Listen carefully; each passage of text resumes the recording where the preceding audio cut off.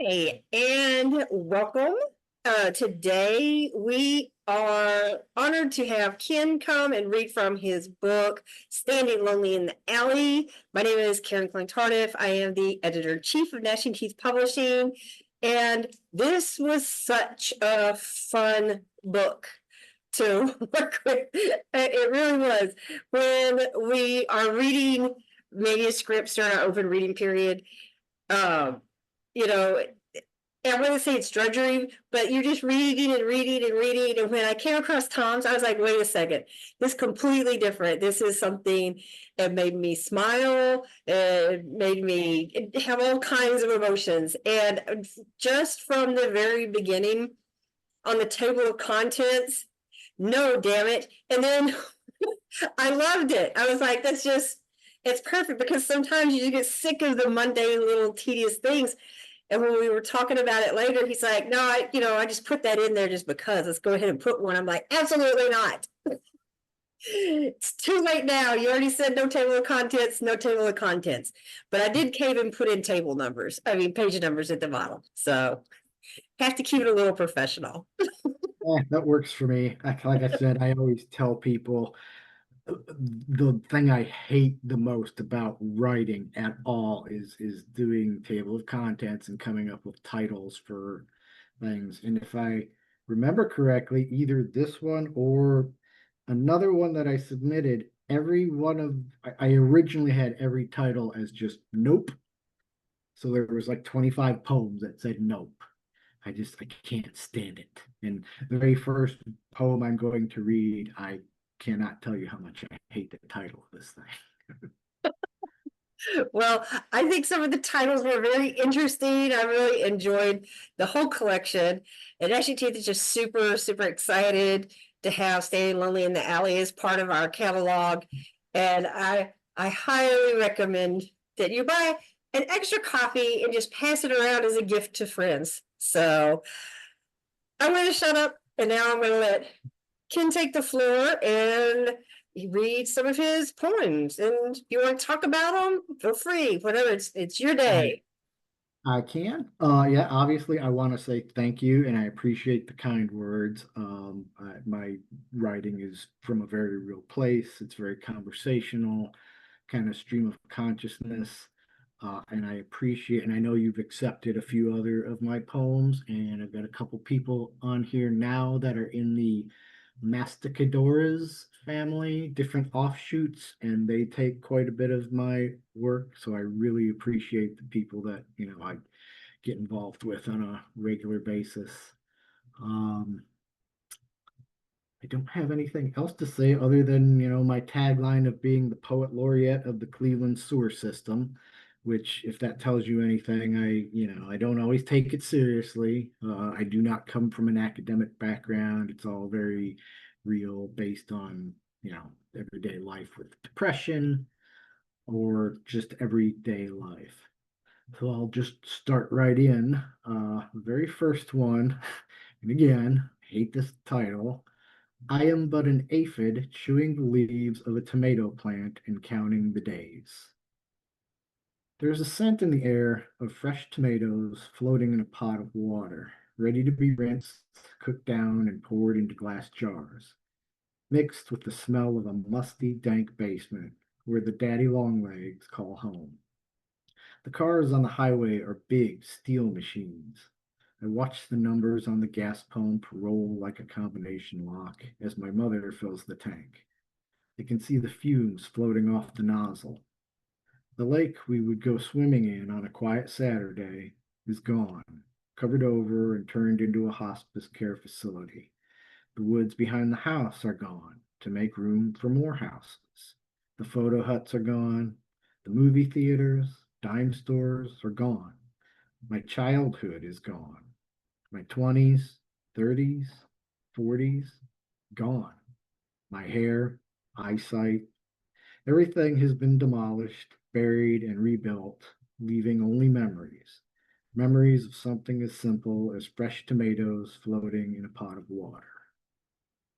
So, yeah, if you couldn't tell, a lot of my poetry, I go like I'm not stuck in the past. I just remember it very fondly. There are a lot of things in my childhood that I took for granted that now that I'm older, I can appreciate them more. This next one is, so I don't typically do poetry about current events, but if I do, it's kind of vaguish, not to say this is a poem about the pandemic. For some reason, I don't get into that stuff. So this was my pandemic poem. It's called Sharing the Wealth. They all have the plague. They all have had it and act like they can't get it again.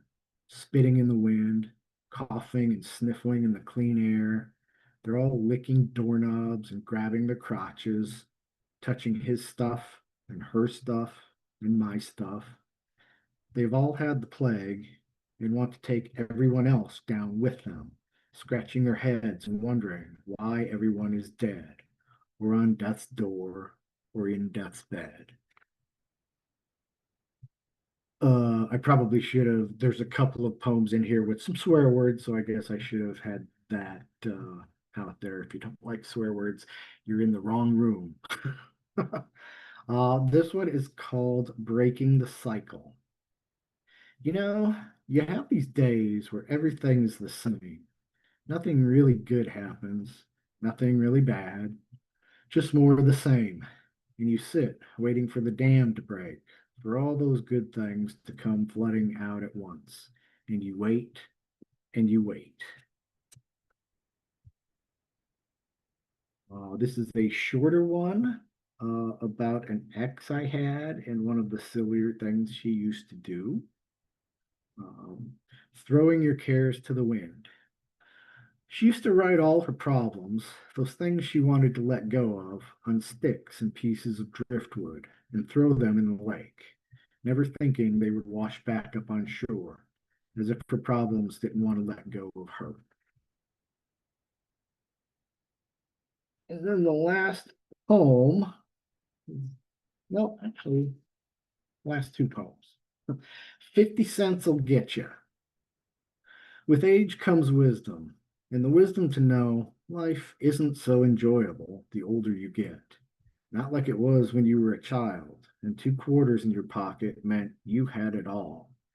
Now you wake up, sometimes angry for no reason. You make grunting noises as you fall out of bed. You stumble into the bathroom to pound out a shit that doesn't want to come. You drive the same road to work every day. You sit at a desk in an office at a job that is killing you, and you are aware of all this. Get another job, you say. It doesn't work like that. You have to know someone who knows someone. You have to network and talk to people. You have to know how to talk, how to bullshit, to sit at another desk for another job that will kill you. You might have money to take a vacation, but probably not. And you wouldn't know where to go even if you could. So you take the 2 quarters out of your pocket, buy a handful of little rubber balls from a machine, and spend your time bouncing them against the side of the grade school wall. And you think to yourself, oh shit, I lost one on the roof. But you remember you have a pocket full, and you smile a little. And the last poem, very short one, I would call this a micro poem. This is my feeling on what kind of poetry I like to read. It's called On Why I Don't Like Poetry. Man, I'm not interested in the shit that was. I'm interested in the shit that is. So that's my, not that I don't like, I can't even name a lot of old poets other than like Emily Dickinson and stuff. To be fair, I have not read a lot, and I just like, I'm in today. I'm living in today's world. So for me to write poetry, it has to kind of be in today. So that's it for the poetry. I do have a short story. Again, it's not in the book. A few things on that. Although I do feel like I'm getting better, I still feel like I really suck at writing short stories. So on this one, if anybody had feedback, that's fine, because I sometimes I wonder if this paragraph should be moved or this needs to be here. A very small part of it, I put up on the blog. So Nulcia and Barb, you've seen this part, but the rest of it is, it's an intro to a bigger story. I just over the 4th of July weekend went back to a very, very small town that I went to junior high and high school, and I spent all those years bitching about what a horribly boring place it was and how people just sat on their porches watching life go by. And now that I'm older, I am will try my damnedest to move back to this small town. Um, so it's a Yeah, like I said, if you have any input or whatever, because I'm still working on it, and after this reading, I'm gonna try to put the whole thing together. Uh, there's no title to it. I've been back from a short road trip for a couple of days now, and it's really easy to fall back into the same old, same old. What are you most excited about for the future? What is your favorite genre of music? What's your definition of romantic? Quick side note, a poetic dream sequence, if you will. I spent a good year stuck in my anguish at what a horrible job this was that I unwillingly came to every day. By the time I found another job and was in a better place mentally, I hadn't realized it wasn't just my world, but the world as a whole that was so horrible. I suspected this for a while, but now, with clearer vision, I could actually see it for myself. What a bombastically stupid statement, but then it's a bombastically stupid world we're living in, isn't it? Honestly, I knew it would happen. I told myself when I changed jobs, the new one wasn't going to be the answer to all my problems. At the very least, it would put my head in a better place to figure out where I wanted to be in life. For the most part, this has rung true, but really, all I did was trade some office BS for a different kind of BS. So here I am at a new job, sitting in a broken chair in an outdated cubicle with a used laptop, wondering what it would take for me to be truly happy, pretending I am George Costanza busy, when in reality, I spend my time writing stories and poetry most people won't read. The people here, although a little nicer, are the same as the old place. They like to talk about themselves. It's obnoxious. A stalled storm cloud hanging above my cubicle, and the one next to me, and the one next to it. I want to like the human race, but they are so boisterous and chaotic, oppressive, stifling. I listen to them talk about themselves. I hear them clomp their feet as they walk by in an effort to be heard. I cover for the receptionist more than I should because she calls in sick weekly. She gives me the extended track version of everything. I watch the other admins roll their eyes and get caught up in it myself occasionally, as everyone takes a bet whether she'll be in tomorrow. I hear the conversations about the most inane things from the mouths of the younger interns. I want to tell them exactly how fucking clueless about life they are, but I was their age once and just as stupid. I pass shareholders and principals in the hallways and still can't get a read on them. Some of them smile. Some look at me like I'm the hired help, like I have the nerve to breathe the same air as them. Are they mad, annoyed, happy, depressed at me? Are they sizing me up, wondering if I fit into their clan? A question I ask myself every day. I have done this with every job I have had and eventually find my place. But this place is different. Or maybe it's me who is different. I have grown, something I never thought would happen to me. So here I am sitting in my broken chair, trying to sort out the difference between shareholders, stakeholders, principals, VPs, VIPs, and just regular schmucks, with a heavy sense of longing for a town that is mostly forgotten, unassuming, unknown, unpioneering. Population 13,000 and change if you count the corn stalks. the same cornstalks who waved excitedly when I pulled into town. So yeah, that's an intro to a much bigger story, which I may or may not work on after this.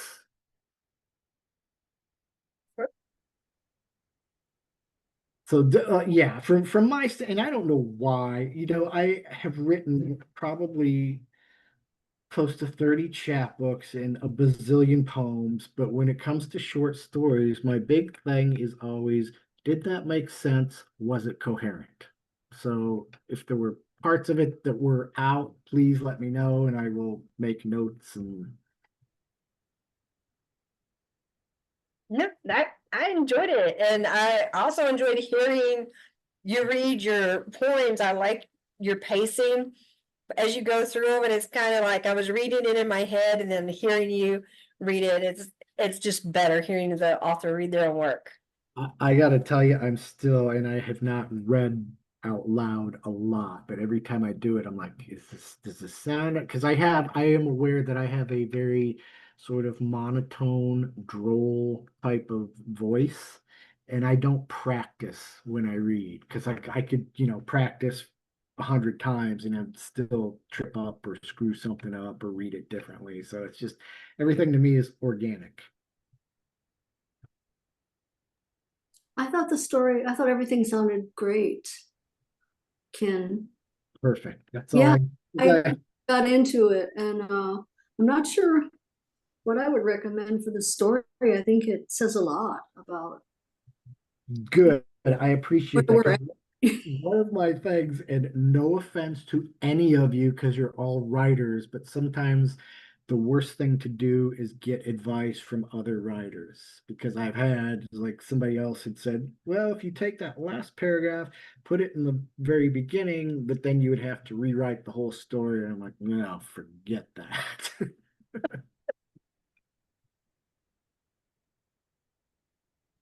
So you had said earlier that you hate poem titles, but some of your poem titles just say so much, like the one that you absolutely hate, the I am but an aphid.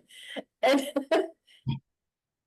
I honestly, there's like, and when I am reading my poetry in my head, there is a flow that it has to follow. Otherwise, it does not make the cut. And that title just by itself does not flow well for me. And I think my thing is I spend enough time just writing the poetry.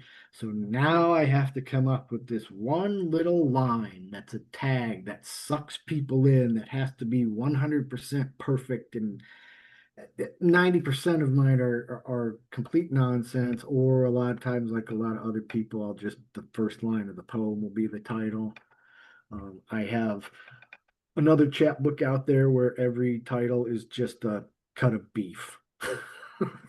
Has nothing to do. A lot of my titles just don't have to do with the poem itself, and I don't know. I'm weird in that I think that that adds to it somehow. But I also recognize, that's the thing that draws them in. And if it absolutely sucks, people are gonna. I've done it too. I've read other people's poetry, and if that first line, if there's some words in there that I'm like, I don't use those, forget it. I'm trashing that and moving on. so would you consider your poetry kind of beat? I mean, I would not take offense to that if people said that. I don't. I, I am not well read as far as other poetry and like I just honestly I pull this stuff out of my ass and it works. Um so yeah, like somebody shared there's a poet here from the 60s, D.A. Levy. Love him. I read some of his stuff and like I don't get it. I don't understand I mean he seems to be more of a pornographer than anything, but yeah, I mean I again I don't know. Yes, maybe, but I'm not offended by being called a beat poet. There's like you might have to explain exactly what that is because I Well, I don't know, it just captures this feeling of, because I feel like a lot of your poems are, like you said, you talk about what is, not what was, even though that there are allusions to things that happened in the past, but you bring it back to the present. And I think that I hesitate to say this, working man's poetry, that sounds kind of cliche. No, that's I had outside of the poet laureate of the Cleveland sewer system, I also call myself the blue collar poet. It's just very, like I said, non-academic, down to earth. So if that's the definition of beat, I'll take it because for whatever reason, when I hear beat poetry or poetry slams, I think about people snapping their fingers, wearing berets, and that time has passed. You don't have a beret collection? I do not. I think we're all saddened to hear that, Ken. I'll look into it. Maybe that'll be my next thing. But no, So, I'll take that as a compliment. so I'd love to hear anybody else. Sorry, my dog is. I think beat poetry is still pretty popular in certain areas. I know some beat poets here in Missouri. So you guys are lucky. It seems like you and even Nolcha way out in the middle of nowhere and like apparently Cleveland, and I don't know if I'm gonna piss some people off, but Cleveland really sucks for poetry and events. It was big in the 60s, but I cannot find anything. If I search online, there are events from, 4 years ago. Like it's Yeah, just it's not yeah, here. So when somebody says, do you think poetry is still popular or relevant? I mean, it's obviously, yes, it's relevant. Popular, I don't know. I still feel like it's underground on some level, which yeah, again, to me, I don't mind. I just once in a while like to come above ground and be recognized. yeah. I think it does kind of linger in the shadows sometimes. Yeah. Here in central Missouri, some of us from Columbia started going to Jeff City. There's a bar that stays open one night a week and just poetry. And they had never seen poets from Columbia, Missouri before. They thought Columbia, Missouri people were more into music. But we do have a lot of poetry venues in Columbia, Missouri. Um, but I wouldn't say it's been thriving for years. I think that it kind of is coming back. Yeah, and Yeah, I don't know, honestly, I don't know what to do, especially here, to get it out there. All I can do is just try to do some different things. So I do the YouTube channel. I know Jason, who is online, has done my website, has he put together that audio project that I did, and I'm still working on a second one. I'm waiting for the last voice, and I may again say fuck it and reach out to somebody else who has the time to send it back to me. And I also just came across an illustrator on my blog who does some short black and white um, animation to the poetry. So I've got something going for one of those. But it's just like I have to keep trying to figure out new ways of getting it out there. Meanwhile, I have stacks of books on my table at home waiting for homes, and but that's I guess the downside of having a very small circle, which I'm not complaining about. I never in my life ever considered up until a few years ago writing poetry at all. I thought it sucked. I hated that rhymey stuff and oh yeah, didn't sit well with me. So I was like, just didn't think about it. So yeah. I don't not particularly into rhyming as a rule. Sometimes my poems end up rhyming. It's more like internal rhyme. I don't. So there are aspects like Nolcha. I sent my little blurb for you, and again, if it's not great, I understand. But there were little bits of you guys's book with Melissa that there were tiny points that rhymed, but they weren't just boom, boom, boom, boom. You got to Right. Right. lines, and then there's some space. And when you break it up, that makes a huge difference. Yeah. Now, Well- I see I hate rhyming poetry, but to be honest, there's probably about 5 or 6 in my collection that are straight up rhyme, but more sort of Dr. Seuss-ish. Yeah. Yeah, usually if I do one a poem like that, it does end up to be comical, kind of Yeah. satirical. To me, honestly, and again, I don't want to piss other writers off, but the, I think they do it because they think that's what you're supposed to do. Mhm. And they try too hard, and then the words they put together are just god awful. So for me, rhyming poetry reminds me of nursery rhymes. So it should be a little more whimsical or comical or a little more fun. I certainly would not, write a rhyming poem about whatever's going on in the world right now, because that just takes away from the seriousness of it. Yeah. So that's my ramble on poetry. All right. Does anybody else have any questions for Ken or? Probably not. The people that are on right now, I work with them on a regular basis and talk to them all the time, so they kind of know who I Well, am. Who I Ken, am. tell us about your blog. I mean, we know about your blog, but I have a blog. a It's great blog. You tell them about how don't you put your own artwork on it? I do. So yeah, a lot of my pictures are kind of hazy and fuzzy because I took crappy pictures. Uh, Starting to run out of photos. I'm trying my best not to use Pexel or whatever those are. I just like to use my own stuff. Mhm. I think I don't even remember how long I've had it. Maybe a year or again, same thing as YouTube. At YouTube, I have 18 followers. The blog, I have about 12 or 15 followers. So no great numbers, but in my mind, that's 15 and 18 more people than I ever thought would or care about anything that out of my mouth.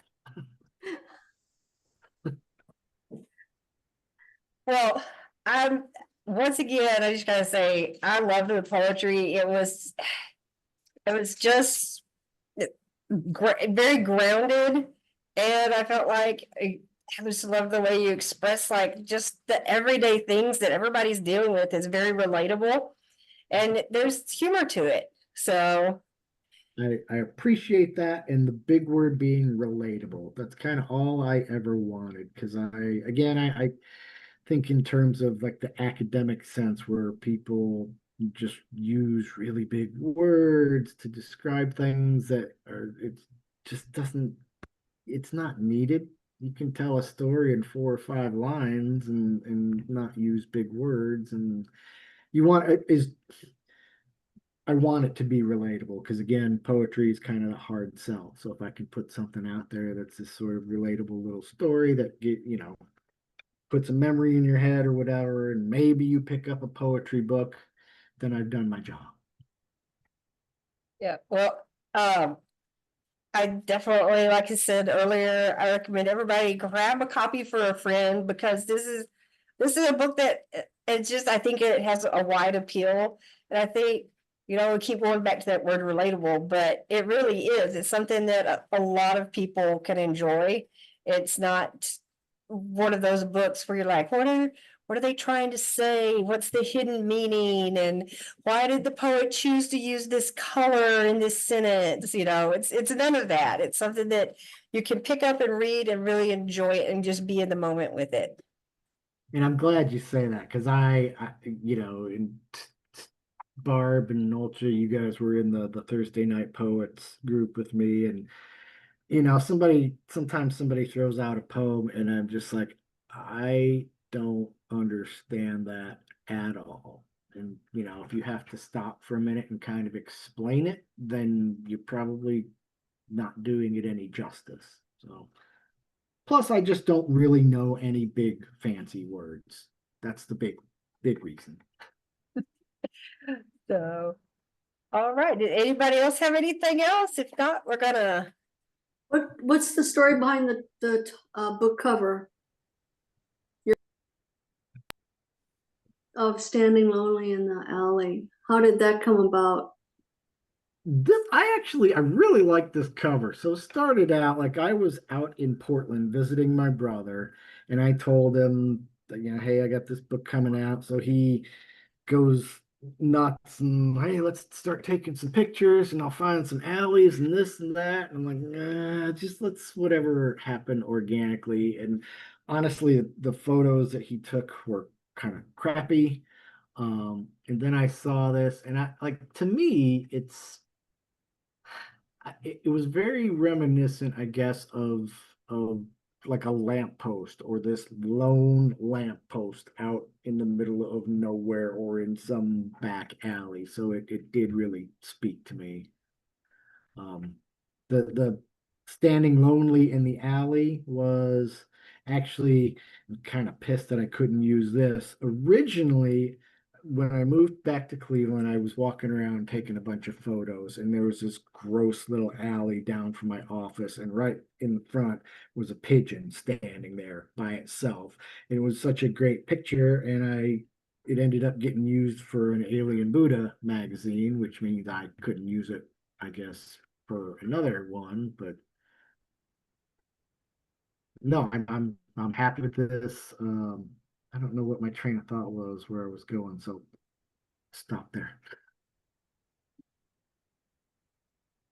Yeah, I think I really enjoyed the cover art for this one too. I know that Ken and I went back and forth with several different things, and this piece of art came up, and yeah, that's what he said. It's like a light in an alley, and I'm like, he's exactly right. So So attend to yeah, listen to my for that, authors. I don't need a cover that is obviously somebody standing by themselves in an alley. It doesn't have to perfectly fit that title. It just you have to be able, and this to me, because before I started writing, I was an artist and I did a lot of painting. So sometimes I see something that just comes together for me.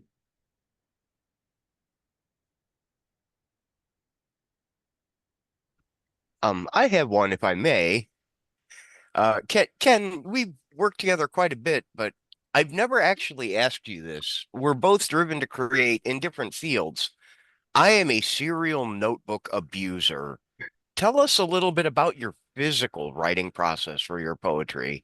Oh God. So I honestly, I text myself poems or sentences or bits and pieces, and then I go back and look at these texts that I sent to myself and then transfer them to like a Word document.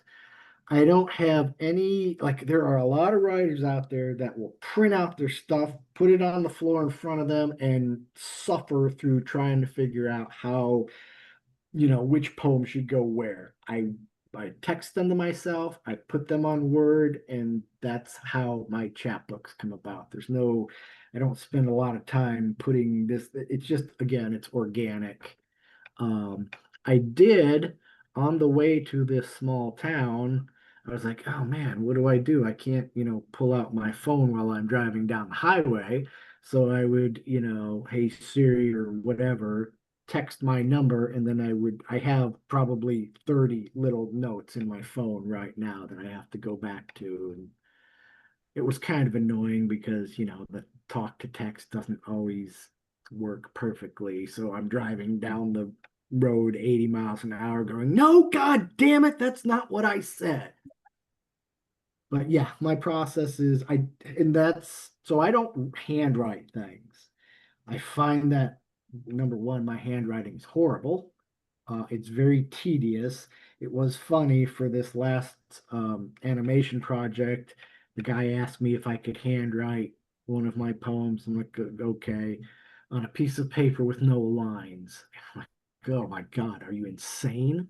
So it's this sort of jagged piece of work on paper. And then when I got done and he started going through it, he's like, I didn't notice, but you left out a line. Could you just write that line and out? So I don't know exactly how he's going to put this all together, but handwriting does not work for me. I do have a lot of post-it notes. I have, like, when I'm doing readings, I print everything out because I'm old-fashioned. But that's kind of my process. So is God damn it, that's not what I said. Will that be the title of your next chapbook? It might be. I've got some, I will say, I do have some pretty good chapbook titles. The titles of the poems, not so much, but I enjoy coming up with the titles for the chapbooks. But I should make a note of that.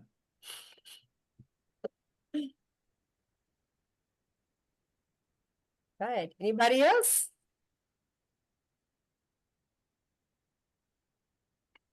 Well, I want to thank everybody for popping in. I know it's a hot day. Most people are out by the pool or enjoying some type of summer recreation, but I prefer inside in the AC. So thanks for joining us today. Yes, I second that. Again, thank you so much for publishing that, and thank you guys for being on here, and all of you taking my work and working with me. Again, I never in a million years thought I would be doing any of this, and somehow it worked out. So I'm more than happy. Thanks. It's been a pleasure, and everybody enjoy the rest of your day. All right, thanks. Thank you. Thank you. Bye. Thank you, Ken. See you.